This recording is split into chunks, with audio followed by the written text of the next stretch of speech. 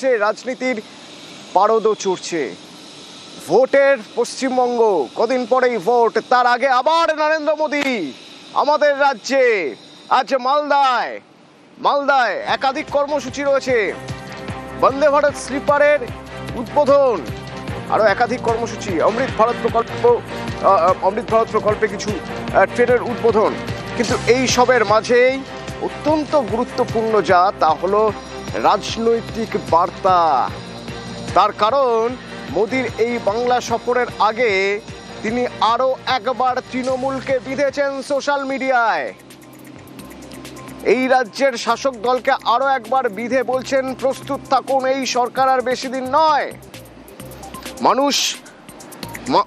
মানুষ সিদ্ধান্ত নিয়েছেন, এই সরকার পড়বে।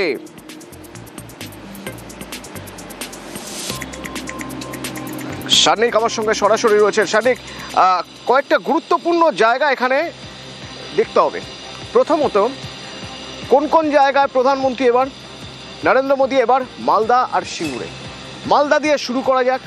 মালদা একটা সীমান্তবর্তী জেলা, যেখানে অনুপ্রবেশ সমস্যা, যেখানে আমাদের রাজ্যে এখনও ভোটার লিস্টের স্পেশাল ইন্টেন্সিভ রিভিশন প্রক্রিয়া চলছে। সেই জায়গায় দাঁড়িয়ে নরেন্দ্র মোদী বেছে নিয়েছেন মালদা। কি বার্তা দিতে পারেন বলে মনে হয় কর্মী সমর্থকদের?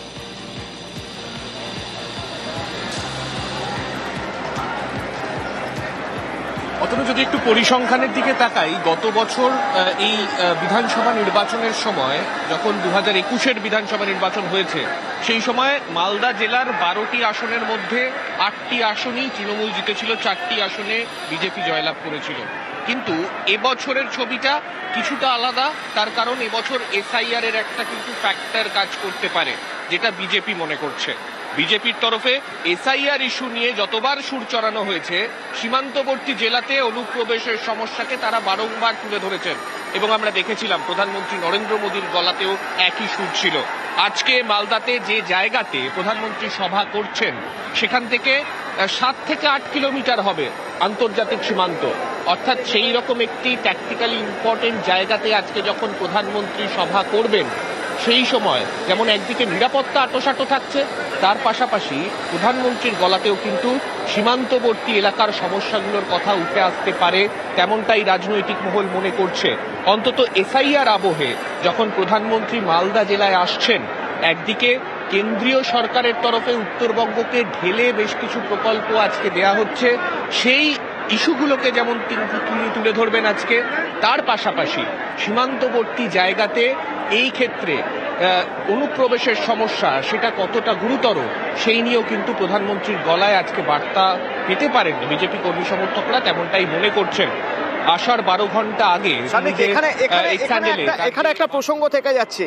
এই যে অনুপ্রবেশ ইস্যুতে বারবার সুর চড়াচ্ছে বিজেপি, বঙ্গ বিজেপি নেতারা, রোহিঙ্গা ধরা পড়বে, রোহিঙ্গারা এই রাজ্যে রয়েছে, প্রচুর রোহিঙ্গা ধরা পড়বে, এইসব প্রশ্ন যে তুলবে তৃণমূল, এইসব কথা যে বলে যাচ্ছে, তৃণমূল তো প্রশ্ন তুলছে, এই এসআইআর প্রক্রিয়ায় কতগুলো রোহিঙ্গা ধরা পড়লো। আমরা এর আগে দেখেছি যে মতুয়া অধ্যুষিত জায়গায় সভা করতে গিয়ে নরেন্দ্র মোদী মতুয়াদের ভোটাধিকার প্রসঙ্গ থেকে মুখ ফিরিয়ে নিয়েছেন, ভোটাধিকার প্রসঙ্গ তোলেননি তার ভাষণে। কারণ সুপ্রিম কোর্ট তার আগেই বলে দিয়েছিল, আগে নাগরিকত্ব, তারপরে ভোটের অধিকার। ঠিক সেই রকম এমন একটা রাজ্যে, এমন একটা জেলায় আসছেন আজ, যেখানে অনুপ্রবেশ ইস্যু বড় ইস্যু, যেখানে বঙ্গ বিজেপির নেতারা রোহিঙ্গার কথা বলছেন আর তৃণমূল বলছে কটা রোহিঙ্গা ধরা পড়লো। কি বলবেন নরেন্দ্র মোদী আজ এই প্রসঙ্গে?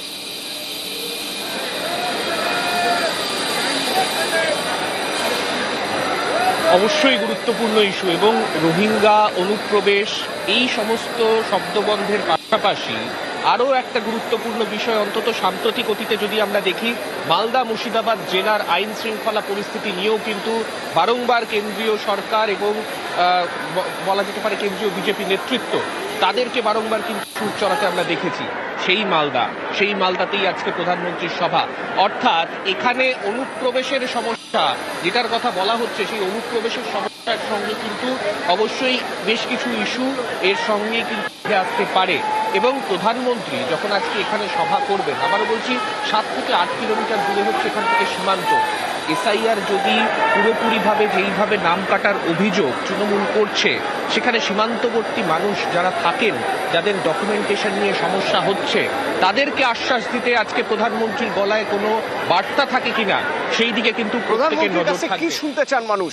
আমরা জানতে চেয়েছিলাম যারা দূর দূর থেকে এসেছেন আজকে প্রধানমন্ত্রীর কাছে তারা কি শুনতে চান, শুনুন কি বলছেন। প্রচন্ড এক্সাইটমেন্ট। যাই হোক, আমরা যে এন্ট্রি পাসটা পাবো এটাই তো মানে ভাবতে পারিনি। যাই হোক, এটা আমাদের সৌভাগ্য। মালদা থেকে বন্দে ভারত উদ্বোধন হচ্ছে, আর আমরা মানে এই শুভক্ষণের সাক্ষী হতে পারছি। ট্রেন দেখতে না প্রধানমন্ত্রীকে দেখতে? আমরা দুটোই, ফার্স্ট হচ্ছে প্রধানমন্ত্রী, সেকেন্ড হচ্ছে ট্রেন। ভীষণ এক্সাইটেড একদম। আর ওনাকে যখন দেখবো বুঝতে পারছি না কি, মানে আরো মনের মধ্যে মানে আরো বেশি এক্সাইটেড হয়ে যাবো। ওনাকে দেখার জন্য আরো বেশি আনন্দিত।